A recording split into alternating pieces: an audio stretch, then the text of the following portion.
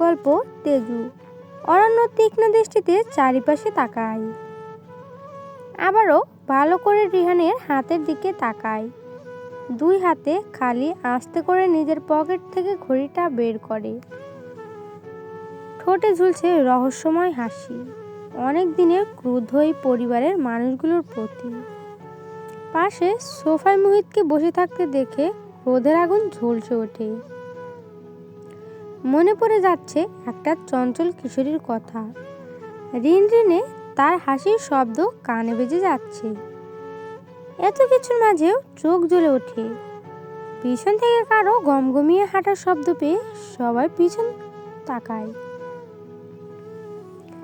বীর হাসছে, এক হাত পকেটে, অন্য হাত চুলে। ব্লু আইস ঝলমল করছে, মসৃণ সিল্কি চুল কপালে এসে পড়ছে। জিম করা বডি, হার্টের মাঝেও আভিজাত্যের ছোঁয়া, যেন অন্ধকারে আলোর মতো তার আবির্ভাব। বীর এসে সোজা বসে রিহানের পাশে, একবার তাকায় রিহানের দিকে, রহস্য ভরা এক হাসি ছুঁয়ে দেয়। এমন পরিস্থিতিতে বীরের এমন কাজে অন্য কেউ হলে হয়তো বিভ্রান্ত হয়ে যেত, কিন্তু রিহানের মাঝে কোনো হেলদোল নেই। ঠোঁটে ঝুলছে এমন এক হাসি যা গভীরভাবে পর্যবেক্ষণ না করলেও বোঝাই যায় না। রিহানের দৃষ্টি সোজা অরণ্যর উপর, অপেক্ষা কখন প্রশ্ন করবে। মিস্টার রিহান তালুকদার, আপনার ঘড়ি কই? হাতে তো দেখছি না। মুখ ফুটে হাসে এবার রিহান, ঠোঁট চুকো করে বীরের দিকে তাকায়। অরণ্যর সাথে সাথে বীরও অপেক্ষা করছে রিহানের জবাবের। রিহানের সোজাসাপটা জবাব নেই। এমন কথায় চারিদিকে কানাঘুষা শুরু হয়। একটু আগে নিয়েছে দেখেছিল লাশের হাতের মাঝে একটা ঘড়ি পাওয়া গেছে, আর সেই দুইটা ঘড়ি এখনো পর্যন্ত দুইজন ব্যক্তি নিয়েছে। একজনের তো আছে, তাহলে কি রিহানি খুনি? রুহি ভয়ঙ্কর চোখে ছেলের দিকে তাকায়। শাড়ির আঁচল মাথায় নেই, গড়িয়ে যাচ্ছে ফ্লোরে। না চাইতেও মনের মাঝে কত চিন্তা আসছে। তার ছেলের হাবভাব দেখে বুঝতে ভীষণ রকম চতুর ছেলে, এক কথায় ঠান্ডা মাথায় খুনি। রিহান নীলব চোখে মায়ের দিকে তাকায়। মায়ের কান্না মাখা চোখ তার ওপর কোনো প্রভাব ফেলতে পারে না। মুখ ফিরিয়ে নেয়। এটা কি আপনার? নিজের ঘড়িটা এগিয়ে দেয় অরণ্য। রিহান সেটা ছুঁয়েও দেখেন না, এক লাথি মেরে ফেলে দেয় মিনি টেবিল থেকে ফ্লোরে। রিহানের এমন কাজে সবাই হতভম্ব। বীরের কপালে ভাঁজ পড়ে। রিহানের মতিগতি বুঝতে পারছে না, চাইছে কি সে? হোয়াট দ্য হেল, এটা কেমন বিহেভার? আপনাকে ঘড়িটা তো দেখার জন্য দিয়েছিলাম, সো হোয়াট? অন্যের ইউজ করা জিনিস স্পর্শ করতে ঘৃণা লাগে আমার। আপনি কি ঘুরিয়ে পেঁচিয়ে বলতে চাইছেন এটা আপনার ঘড়ি না?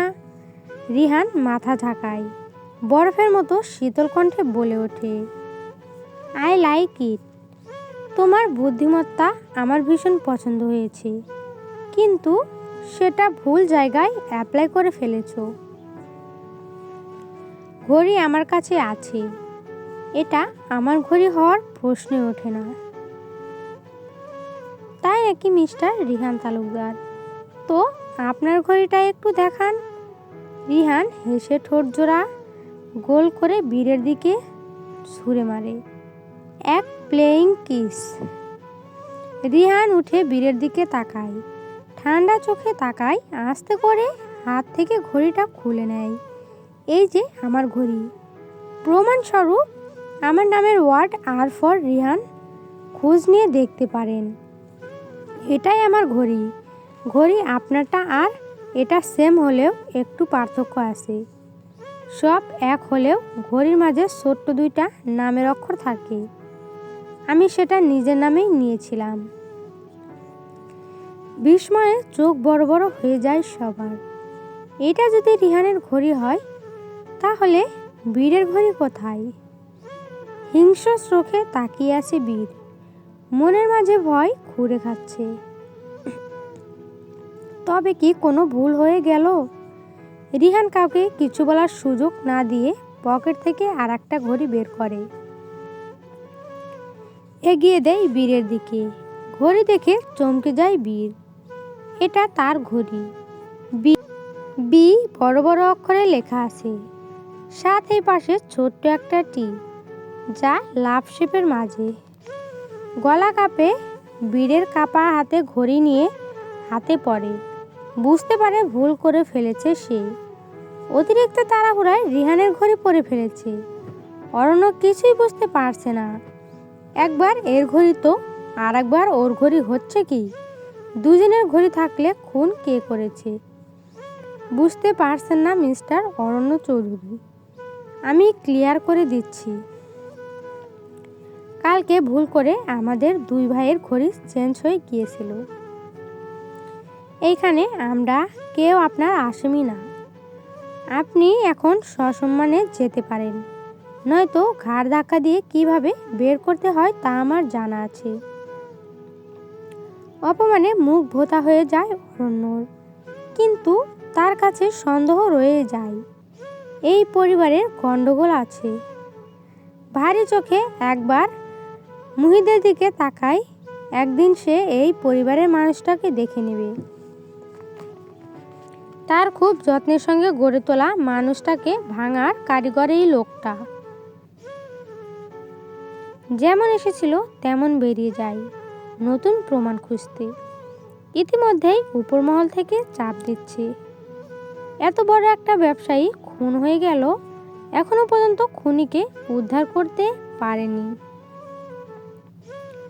অরণ্য বেরিয়ে যেতেই রিহান বীরের কানে কানে ফিস ফিস করে বলে ওঠে, কি ভাই, একটুর জন্য কলিজাটা গলায় এসে গিয়েছিল তাই না? ফ্লাইং ভালো ছিল, কিন্তু প্লেয়ার এই খেলার আগে থেকেই ফাঁকা প্রকট। এত সহজে তাকে হারানো যাবে না। যেখানে ঘড়ির কোম্পানির মালিকটাই আমি, সেখানেই 30 মিনিটের মাঝে সেম ঘড়ি ব্যবস্থা করা আমার কোনো ব্যাপারই না। মিনিটের মাঝে সত্যকে মিথ্যা বানাতে আমার দেরি হয় না ভাই। ঘড়িটা আমারই ছিল, এইবার যা, কিভাবে কি প্রমাণ করবি? রিহানের কথায় ক্রোধে ফেটে পড়ে বীর। এত কষ্টের ফ্লাইং নষ্ট হয়ে গেল। অনেক বেশি দ্রুত রিহান তালুকদার, সেটা তার আগে বোঝা উচিত ছিল। রিহান শীষ বাজাতে বাজাতে বেরিয়ে যায়। বাড়ি যেতে হবে, কিছু হিসাব বাকি আছে। তালুকদার বাড়ি নিজের রুমে অনেক আরামে ঘুমাচ্ছে তেজু। অনেক বছর পর এই শান্তির ঘুম ঘুমাচ্ছে সে। রিহান ধীরে ধীরে দরজা খুলে ঢোকে। শান্ত চোখে তাকায় ওই মায়ে ভরা মুখে। সেটা এখন চাঁদের আলোয় ঝলমল করছে। হিংসা হয় খুব।